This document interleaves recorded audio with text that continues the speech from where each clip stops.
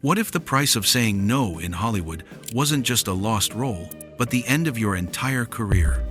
For decades, the movie industry sparkled with glamour on the surface, while hiding an ugly truth behind closed doors. Some actresses stood their ground, refusing to play along with powerful men who believed they owned the keys to fame. And the punishment for defiance? Blacklists, ruined reputations, and vanished careers. Today, we'll uncover the stories of the women who fought back, from icons like Marilyn Monroe to forgotten names whose careers were destroyed before they ever had a chance to shine.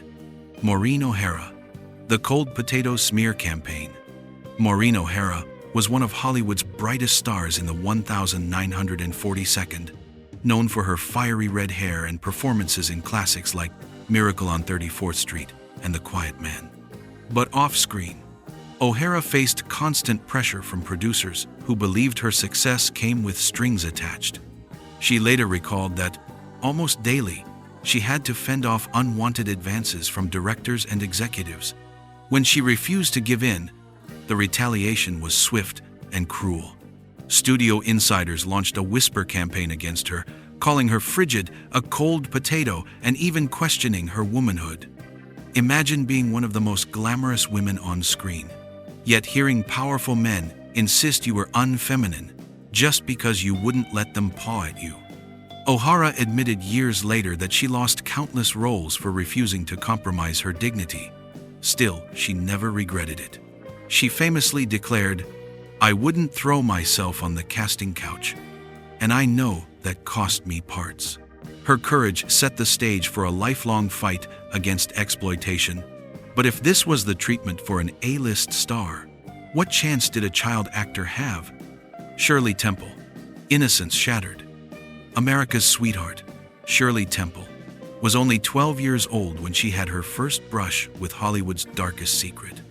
During what was supposed to be a routine meeting with an MGM producer, Temple watched in shock as he unzipped his trousers and exposed himself. Too young to even process what was happening, Shirley nervously laughed, and that reaction enraged the man. He threw her out of his office, and soon after, her contract was quietly dropped.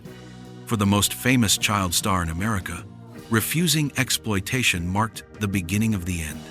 Though she attempted to transition into adult roles, the shadow of that encounter and the unforgiving industry left her struggling. Shirley eventually walked away from Hollywood entirely. Her story is a chilling reminder that predators in the golden age spared no one, not even a 12-year-old girl. And she wasn't alone. Joan Collins and Rita Moreno blocked before they could rise. Joan Collins arrived in Hollywood in the 1952nd with dreams of stardom. She even auditioned for one of the biggest roles of the decade, Cleopatra. According to Collins herself, she was told by a studio chief that if she really wanted the part, all she had to do was be nice. That coded phrase was no secret. It meant doing whatever he wanted in exchange for the role. Collins refused. She burst into tears and left his office. As a result, she lost Cleopatra, a role that went on to define Elizabeth Taylor's career. Years later, Collins admitted she knew exactly why she'd been replaced: her refusal to sleep with the studio boss. Rita Moreno's story carried an even harsher edge. As a young Latina actress in the early 1952nd, she was already fighting typecasting and prejudice. When she resisted similar advances from Fox executive Buddy Adler, her punishment was brutal. She was kept in minor, stereotypical roles, island girl characters, background dancers, and eventually her contract wasn't renewed.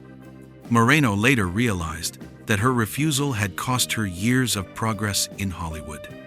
She eventually broke free with West Side Story, winning an Oscar, but her career had been needlessly delayed because she said no to a man who thought he owned her. For actresses of color, the price of resistance was often double. But rejection didn't just mean lost roles. In some cases, it meant total exile from Hollywood. Louise Brooks and Jean Arthur, walking away forever. Louise Brooks was a silent film star in the 1922nd, famous for her sharp bob haircut and independent spirit. She was also one of the first actresses bold enough to speak openly about Hollywood's sexual barter system. She wrote about watching young women gain contracts overnight after being seen with powerful men at private parties. Brooks refused to play that game. Disgusted by what she called Hollywood's overcrowded brothel, she quit Paramount in 1928. Studios retaliated by labeling her difficult, effectively blacklisting her. By 1930, she was cast out of Hollywood, forced into European films before fading into obscurity. Jean Arthur, known for her charming voice and roles in Frank Capra classics, faced similar torment under Columbia Pictures boss Harry Cohn. Cohn was notorious for chasing actresses around his office. Arthur was so terrified, she once considered bringing a gun to the studio to protect herself. In the end, she couldn't pull the trigger, but she did something equally drastic. She quit Hollywood entirely in the mid-1942, walking away at the peak of her career to escape his abuse. For both Brooks and Arthur, the only way to escape was to give up everything they had worked for. Judy Garland and Tippi Hedren. Retaliation from legends. Judy Garland, the beloved star of The Wizard of Oz, lived much of her childhood under MGM's thumb. But while the studio presented her as America's darling, behind the scenes she endured humiliation and harassment. MGM's chief, Louis B. Mayer, would praise her voice while placing his hand on her chest when she was only 16. As Garland grew older and began pushing back, Mayer grew angry. In 1950, MGM fired her, citing unreliability. The truth? She had stopped tolerating abuse. Combined with the pills the studio forced on her to control her weight and energy, Garland's story became a tragic example of how Hollywood broke its own stars when they resisted. Tippi Hedren's ordeal came a decade later under Alfred Hitchcock. After discovering her, Hitchcock cast her in The Birds and Marnie, but his mentorship spiraled into obsession. Hedren described how he cornered her in limos and offices, forcing unwanted advances. When she resisted, Hitchcock promised, "I'll ruin your career," and he did. For over 2 years, Hitchcock kept her under contract, paying her to do nothing, refusing to release her for other roles.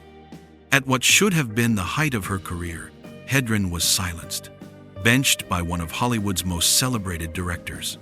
Her courage to later expose him revealed the terrifying power imbalance actresses faced: Rita Hayworth, Kim Novak, and Ginger Rogers.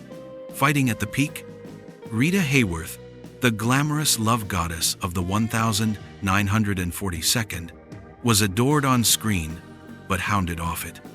Columbia boss Harry Cohn reportedly developed an obsession with her after she refused his casting couch demands. He punished her with constant control over her career, even fining her for insubordination. Despite being Columbia's biggest female star, Hayworth endured years of torment simply because she wouldn't give in. Kim Novak, also under Columbia, faced similar treatment. She resisted Cohn's advances and later began dating singer Sammy Davis Jr. In 1957 America, that was controversial enough, but to Cohn, it was a personal insult. He had her followed by private investigators and even involved mob associates to intimidate Davis. Novak survived the intimidation and still starred in Vertigo, but the constant harassment eventually drove her away from Hollywood. Ginger Rogers, an Oscar winner and dance partner to Fred Astaire, also had her run-in with Cohn. During a meeting, he chased her around his office desk, demanding favors. Rogers escaped and refused to work with Columbia again. While her career continued elsewhere, the incident haunted her for years. These women had power, fame, and success, yet even they were not immune to punishment for refusing powerful men. Marilyn Monroe, Hollywood's dangerous whistleblower. And then came Marilyn Monroe, the one actress who dared to say out loud what everyone else only whispered. Monroe privately referred to Hollywood as an overcrowded brothel.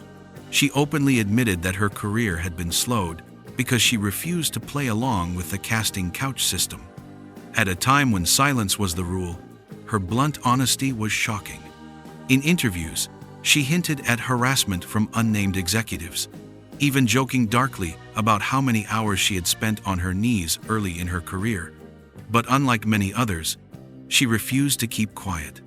Her boldness gave younger actresses the courage to acknowledge what they too had endured.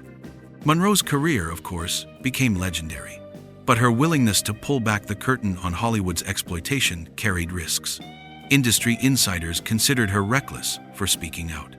Decades later, her words would resurface during the Me Too movement, cementing her as one of the earliest whistleblowers of Hollywood's ugliest secret. Conclusion: from Maureen O'Hara's smear campaign, to Judy Garland's humiliation, to Marilyn Monroe's public defiance, these women all shared one thing in common: the courage to say no when saying yes would have been easier. Some lost roles, others lost entire careers, and a few were forced into exile, all because they valued dignity over submission. Hollywood's golden age sparkled with elegance on the screen, but behind the glamour was a system built on silence and fear, and only the bravest dared to break it.